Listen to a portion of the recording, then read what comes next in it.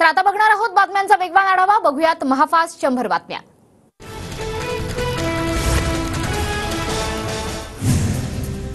ठाकरेंच्या वाढदिवसानिमित्त शरद पवारांचा सामनात विशेष लेख। दिल्लीकरांना मराठी माणसाबद्दल अकस यात तथ्य नाही, मराठी माणसानं बुजरेपणा सोडला पाहिजे, पवारांच्या लेखात उल्लेख। फडणवीसांकडे देशमुखांच्या कोणत्या क्लिप्स आहेत त्या बाहेर काढाव्यात, सामनातून फडणवीसांना प्रति आव्हान। तर क्लिप्सवरून ब्लॅकमेल करणं हाच भाजपचा जोडधंदा, सामनातून टीका। दिल्लीत आज नीती आयोगाची बैठक, मुख्यमंत्री शिंदे बैठकीसाठी दिल्लीत दाखल। मुख्यमंत्री आणि दोन्ही उपमुख्यमंत्री नीती आयोगाच्या बैठकीला उपस्थित राहणार। राज्यपाल नियुक्त आमदार देताना भाजपची नवी रणनीती, भाजपचा आमदार नसलेल्या जिल्ह्यात निष्ठावंतांना संधी मिळणार, सूत्रांची माहिती। पालघर, रत्नागिरी, कोल्हापुरात भाजपचा आमदार नाही। बाबाजानी दुर्राणींची शरद पवार गटात घर वापसी निश्चित, मी आजच शरद पवार गटात प्रवेश करणार, बाबाजानी दुर्राणी यांची प्रतिक्रिया। निवडणुकीआधी कुणी लाडकं नव्हतं, निवडणुकीनंतर लाडके झाले, जयंत पाटलांची महायुती सरकारवर टीका। आमचा जीव आरक्षणात, सरकारचा जीव खुर्चीत, आरक्षण देणार नसाल तर आम्हाला पाडापाडी करावीच लागेल, जरांगे पाटलांचा सरकारला इशारा। मागच्या दाराने येणारेच गैरसमज पसरवतात, मागच्या दाराने येणारे मूळ कार्यक्रमाचा कार्यक्रम लावतात, मनोज जरांगेंची दरेकर लाड यांच्यावर जोरदार टीका। शरद पवार 2 दिवसीय संभाजीनगरच्या दौऱ्यावर, शरद पवार संभाजीनगरातील 4 विधानसभेच्या जागांची चाचपणीही करणार। फुलंब्री, पैठण, गंगापूर, संभाजीनगर पूर्व मतदारसंघावर नजर। खेडकर कुटुंबियांच्या थर्मोवेरिटा कंपनीचा लिलाव होण्याची शक्यता, कंपनीचा नियमित कर भरला नसल्यानं कारवाईची शक्यता, कंपनीचा 2,72,000चा कर थकीत। मनोरमा खेडकरच्या जामीन अर्जावर सोमवारी सुनावणी, मुळशी तालुक्यातील शेतकऱ्याला धमकावल्याप्रकरणी मनोरमा खेडकरवर गुन्हा दाखल। मुलुंडमधील ऑडी हिट अँड रन प्रकरणातील आरोपी विजय गोरेची पोलीस कोठडी 1 दिवसानं वाढवली। अपघातावेळी कारमध्ये आणखी 4 तरुण होते, पोलिसांची कोर्टात माहिती, 4ही तरुणांचा शोध सुरू। छत्रपती शिवाजी महाराजांवरील पुस्तकाचा संदर्भ देताना शिवरायांचा एकेरी उल्लेख केल्यानं साताऱ्यातील प्राध्यापिकेवर कारवाई, पोलीस अधिकाऱ्याच्या कृतीवर उच्च न्यायालयाचा संताप, गोविंद पानसरेंच्या पुस्तकाचा उल्लेख केल्यानं वाद। ठाकरेंना शुभेच्छा देण्यासाठी मातोश्रीवर मध्यरात्री गर्दी, अनिल परिवारांसह कार्यकर्ते मध्यरात्री मातोश्रीवर केक कापून ठाकरेंचा वाढदिवस साजरा। उद्धव ठाकरेंच्या वाढदिवसानिमित्त मातोश्री बाहेर आकर्षक फुलांची सजावट, परिसरात जोरदार बॅनरबाजी। सांगलीत उद्धव ठाकरेंचे भावी मुख्यमंत्री असा उल्लेख असलेले बॅनर, उद्धव ठाकरेंच्या वाढदिवसानिमित्त लावण्यात आलेत बॅनर। उपमुख्यमंत्री देवेंद्र फडणवीसांबद्दल आक्षेपार्ह पोस्ट करणाऱ्या अज्ञाताविरोधात गुन्हा, नागपुरातील वकील परीक्षित मोहितेंची तक्रार, सीताबर्डी पोलीस ठाण्यात गुन्हा दाखल। दीक्षाभूमीवरील भूमिगत पार्किंगच्या खड्ड्यात पावसाचं पाणी, साचलेलं पाणी काढण्यासाठी महापालिकेकडून प्रयत्न सुरू, पाण्यामुळे दीक्षाभूमीला धोका निर्माण होण्याची शक्यता। नागपूर जिल्हा परिषदेच्या माजी अध्यक्षा रश्मी बर्वेंच्या टेकाडी सर्कलमध्ये पोटनिवडणूक रद्द, नव्या उमेदवाराला 6 महिन्यांपेक्षाही कमी कार्यकाळ मिळणार असल्यानं पोटनिवडणूक रद्द। गणेशोत्सवानिमित्त कोकणात जाणाऱ्या भाविकांसाठी पश्चिम आणि कोकण रेल्वेकडून विशेष गाड्या, या गाड्यांचं उद्यापासून तिकीट आरक्षण सुरू होणार।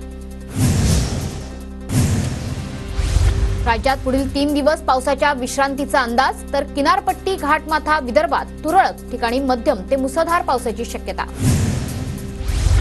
सांगलीत वाळवा तालुक्यातील कणेगाव भरतवाडी गावाला वारणा नदीच्या पाण्याचा विळखा, खबरदारी म्हणून नागरिकांचं स्थलांतर। सांगलीतील कृष्णा नदीच्या पाणी पातळीत मोठी वाढ, कृष्णा नदीनं इशारा पातळी ओलांडली, नदीची पाणी पातळी 40 फुटांवर। सांगली जिल्हाधिकाऱ्यांकडून शाळांना सुट्टी जाहीर, मिरज, वाळवा, शिराळा भागातील शाळांना आज सुट्टी घोषित। लष्कराची टीम सांगलीत उपकरणांसह दाखल, सांगलीच्या सखल भागात पुराचं पाणी शिरण्यास सुरुवात, लष्कराच्या टीमकडून पूरस्थितीची पाहणी। सांगलीतील नद्यांच्या पाणी पातळीत वाढ, सुरक्षित ठिकाणी जा, मागे राहण्याचं धाडस करू नका, माजी पालकमंत्री जयंत पाटलांचं नागरिकांना आवाहन।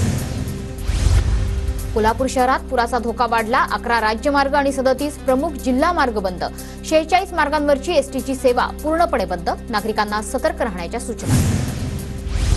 कोल्हापूरला पुराचा वेढा. कोल्हापूर रत्नागिरी मार्गाजवळील आंबेवाडी गावाजवळ पुराचं पाणी. एनडीआरएफ पथकाकडून पूरस्थितीची पाहणी. कोल्हापूरच्या कुरुंदवाडी नृसिंहवाडीमध्ये पुराचं पाणी. शिरोळमधील 60 गावं 2 शहरांना महापुराचा फटका. पूरग्रस्तांचं स्थलांतर सुरू. रायगड जिल्ह्याला आज ऑरेंज अलर्ट. रायगडात पूर ओसरल्यानंतर 1,500 लोकांचं स्थलांतर तर 50 पेक्षा अधिक गावांचा वीजपुरवठा खंडित. भंडाऱ्यात सकाळपासूनच पावसाला सुरुवात. 6 दिवसांपासून सुरू असलेल्या मुसळधार पावसानं लाखांदूरमध्ये भात शेतीचं नुकसान. जिल्ह्यात आज येलो अलर्ट. पुणे शहरासह आजूबाजूच्या परिसरात पावसाची उसंत. एकतानगरमधील वीजपुरवठा सुरळीत. 1,327 पैकी 1,296 रोहित्रांचा वीजपुरवठा सुरू. पुण्यातील भिडे पुलावरचं पाणी ओसरलं. भिडे पूल आणि नदीपात्रातून वाहतुकीला सुरुवात. 2 दिवस वाहतूक बंद होती. पुण्याच्या खडकवासला धरणातून पाण्याचा विसर्ग काही अंशी बंद. मात्र 3 दिवसात धरणातून 2.5 टीएमसी पाण्याचा विसर्ग. खडकवासला प्रकल्पातील 4ही धरणं मिळून एकूण 22.62 टीएमसी पाणी जमा. परभणी जिल्ह्यात पावसाची संततधार सुरूच. मात्र निम्न दुधना प्रकल्प अद्यापही कोरडेच. परभणीकर दमदार पावसाच्या प्रतीक्षेत. नाशिकमधली 6 धरणं अद्यापही तहानलेलीच. गंगापूर धरण समूह 40% तर 5 धरणांमध्ये 0% पाणी साठा. 30 जुलैपर्यंत नांदेडमध्ये ड्रोन उडवण्यास बंदी होती. जिल्हाधिकारी अभिजित राऊत यांचे आदेश. रत्नागिरी जिल्ह्यातील 8,841 शेतकऱ्यांना मिळणार मोफत वीज. मुख्यमंत्री बळीराज योजना जाहीर. जिल्ह्यातील 7.5 HP पर्यंतच्या कृषी पंप धारकांना लाभ मिळणार. पुणे शहरातील 15 पुलांचं डांबरीकरण होणार. 4.5 कोटी रुपयांचा प्रस्ताव मंजूर. पालिकेकडून पुलाच्या दुरुस्तीचं काम हाती. पुण्याच्या आदरवाडीतील दुर्गम भागात 5 ते 6 दिवसांपासून विद्युत पुरवठा खंडित. मुळशी हवेलीचे माजी आमदार ढमालेंच्या प्रयत्नानं वीजपुरवठा सुरळीत. नाशिक शहरात रॅली काढणाऱ्या सराईत गुन्हेगारांची पोलिसांनीच धिंड काढली. एपीडीपी गुन्ह्यातून सुटका झालेल्या गुंडानं शहरात रॅली काढली होती. आज पोलिसांकडून गुन्हेगारांची धिंड काढण्यात आली. गोंदिया जिल्ह्यात अतिवृष्टीमुळे नुकसान. अर्जुनी मोरगाव तालुक्यात पंचनामे करण्याची मागणी. काँग्रेस कार्यकर्त्यांकडून उपविभागीय अधिकाऱ्यांना निवेदन. गोंदियातील इटियाडोह धरण हे 100% भरलं. इटियाडोह धरणाचे जिल्हाधिकारी प्रजित नायर यांच्या हस्ते जलपूजन. बुलडाणा शहरात मोकाट जनावरांचा बंदोबस्त करण्यासाठी नगरपालिका सरसावली. जनावरं रस्त्यावर दिसली तर मालकांना दंड भरावा लागणार. बुलडाणा शहरात कारगिल विजय दिनानिमित्त शस्त्र प्रदर्शन. विद्यार्थ्यांनी घेतली शस्त्रांची माहिती. सहकार विद्या मंदिराच्या मैदानात प्रदर्शनाचं आयोजन. साताऱ्यातील तापोळ्यात बुरडाणीमध्ये हॉटेलला भीषण आग लागली. अग्निशमन दल घटनास्थळी. आगीचं कारण मात्र अद्याप अस्पष्ट. पुण्याच्या भोर तालुक्यातील भोंगवली गावात घरगुती गॅस सिलेंडरला अचानक आग. ग्रामस्थांनी पुढे येत आग विझवली. सुदैवानं स्फोट न झाल्यानं मोठी दुर्घटना टळली. पुण्याच्या आंबेगाव तालुक्यात 2 घरं अज्ञात व्यक्तीनं जाळली. आंबेगाव तालुक्यातल्या खडकवाडीतील घटना. आगीमुळे पडवळ कुटुंबियांचं मोठं नुकसान. पुण्याच्या खेड तालुक्यातील गुळाणी गावात बिबट्याचा मुक्त संचार. परिसरातील नागरिकांमध्ये भीतीचं वातावरण.